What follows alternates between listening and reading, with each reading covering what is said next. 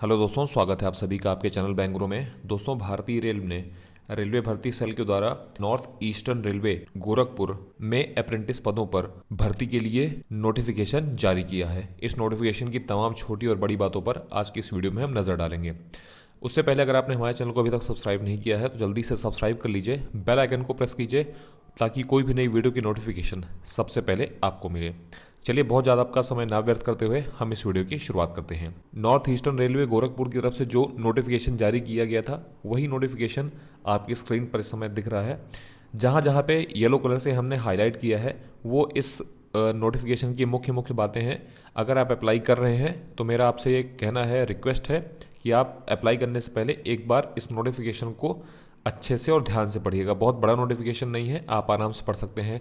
इस नोटिफिकेशन में हिंदी में और इंग्लिश में दोनों तरह से दिया गया है। जैसी आपकी इच्छा हो, जो आपकी सुविधा लगे, आप उस हिसाब से देख सकते हैं। फिलहाल मैं हिंदी का जो नोटिफिकेशन है उससे मैं आपको इस रिक्रूटमेंट के बारे में पूरी जानकारी दूंगा। चलिए, बहुत ज़्यादा समय ना व्यर्थ करते हुए शुरुआत करते हैं।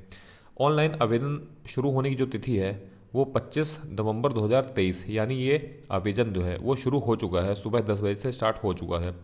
जो अंतिम तिथि है वो है 24/12/2023, मतलब 24 दिसंबर 2023 को शाम 5 बजे तक। ठीक है, चलिए अब आगे देखते हैं कहाँ कहाँ किस किस जगह कारखाना है और कितने स्लॉट निकले हैं। टोटल 1104 पद हैं।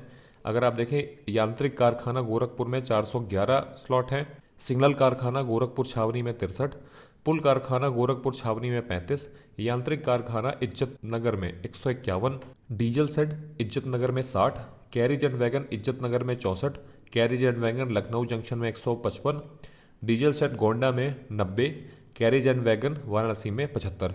तो टोटल 1104 पद सृजित किए गए हैं। ठीक है, अब ट्रेड के अनुसार स्लॉट एवं SC ST OBC EWS दिव्यांगजन भूतपूर्व सैनिक और उनके बच्चों को मिलने वाले आरक्षण के बंटवारे का विवरण निम्नलिखित है। जैसे जहाँ जहाँ पे जितने कारखाने में पोस्ट थी उनको डिफरेंट कैटेगरी में डिवाइड किया गया है, वो आपके सामने स्क्रीन पे है, आप देख सकते हैं। जैसे मैं एक दो बता देता हूँ, बाकी आप अपने हिसाब से देख लीजिएगा, आप जहाँ से बिलोंग करते होंगे, जिस डिवीज़न से या जिस डिवीज़न में आप भरने की इच्छुक होंगे। सबसे पहले अगर आप देखें, मैकेनिकल वर्कशॉप गोरखपुर में फिटर के लिए है, वेल्डर के लिए है, इलेक्ट्रीशियन, कारपेंटर, पेंटर, मैकेनिस्ट। ठीक है, इतने सारे ट्रेड हैं। अब इसमें अनरिजर्व यहाँ पे है EWS SC ST OBC और टोटल इधर हैं। तो अनरिजर्व के लिए आप देख सकते हैं सभी ट्रेड में कितने कितने पद हैं, EWS में कितने पद हैं सभी ट्रेड में, SC के लिए कितने हैं, ST के लिए, OBC के लिए, और टोटल भी इधर दिए गए हैं। तो टोटल यहाँ पे आप देख सकते हैं 411 है। एक्स सर्विसमैन के लिए इधर आप देखेंगे तो 14 पद सृजित किए गए हैं इसी में, और 16 पद जो है वो हमारे जो दिव्यांगजन हैं उनके लिए है। जो ट्रेनिंग पीरियड रहेगा वो 1 वर्ष का रहेगा। ठीक है, इसी तरह अगर हम देखें सिग्नल वर्कशॉप गोरखपुर कैंट में, तो ये ट्रेड आप देख सकते हैं fitter, machinist, welder, carpenter, Turner.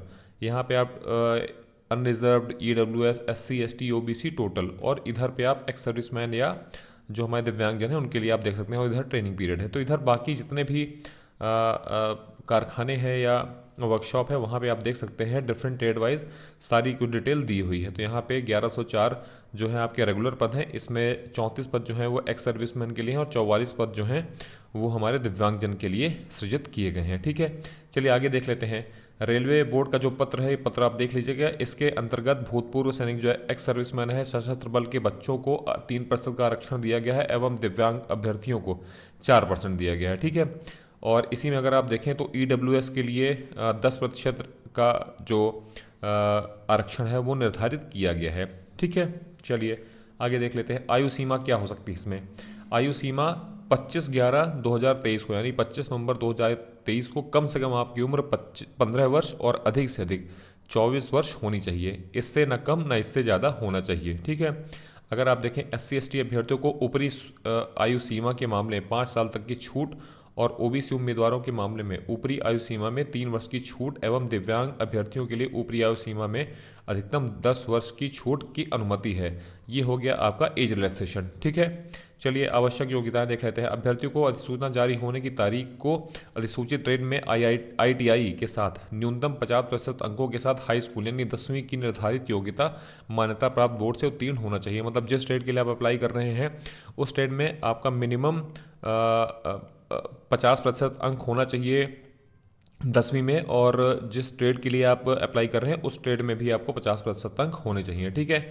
शारीरिक मानक देखा, प्रलेख सत्यापन के लिए बुलाया गया चयनित अभ्यर्थियों को संलग्न निर्धारित रूप पर प्राधिकृत चिकित्सा अधिकारी द्वारा जारी किया मेडिकल प्रमाण पत्र जमा करना अनिवार्य रूप होगा। प्रारूप संलग्न है, इसका फॉर्मेट जो है वो नीचे हम आपको बताएंगे, और उसको आपको प्रिंट आउट ले करके, और आपको जो आपके चिकित्सा अधिकारी हैं, जिला के चिकित्सा अधिकारी हैं, उनसे आपको पूरा एकदम कंप्लीट करा करके और उसको वेरीफाई करा के जमा कराना होगा। ठीक है।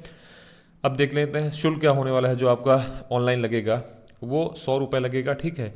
100 रुपये के अलावा अगर आप देखें तो अनुसूचित जाति, अनुसूचित जनजाति, ईडब्ल्यूएस, पीडब्ल्यूडी महिला उम्मीदवारों को प्रसंस्करण शुल्क से छूट दी गई है, मतलब इनको नहीं लगेगा। इनके अलावा जितने भी अभ्यर्थी हैं जिन जिन कैटेगरी से बिलोंग करते हैं उनके लिए 100 रुपये रखा गया है। ठीक है। आवेदन का तरीका देख सकते हैं, 100 रुपये जैसे हमने बताया था, और आवेदन ऑनलाइन माध्यम होगा। ये वेबसाइट भी दी गई है। ठीक है, indianrailways.gov.in। ठीक है, उसके लिए, और हमने आपको टाइम ही बता दिया है। और आपसे ये उम्मीद रहेगी हमारी कि आप लास्ट डे तक का वेट ना करिएगा, क्योंकि लास्ट दिन में कई लोग ऑनलाइन एप्लीकेशन भरने जाते हैं। वहाँ पे कई बार क्या होता है कि सर्वर बहुत ज़्यादा बिजी हो जाता है, जिसके कारण कई बार ऐसा भी होता है क्रैश हो जाने के कारण आप फॉर्म नहीं डाल पाते हैं। तो आप आखिरी तारीख का इंतज़ार मत कीजिएगा, उससे पहले ही आप भर दीजिएगा। चयन का तरीका आप देख सकते हैं किस तरह होगा, आप ये पढ़ लीजिएगा पूरा अच्छे तरह से, उसके बाद ही आप इसमें अप्लाई करिएगा। ठीक है। प्रशिक्षण निवृत्तिका केंद्रीय अप्रेंटिसशिप काउंसिल द्वारा निर्धारित मानकों एवं दिशा निर्देशों के अनुसार प्रशिक्षण दिया जाएगा। ठीक है। अस्वीकरण, अस्वीकरण ये बहुत ज़रूरी है।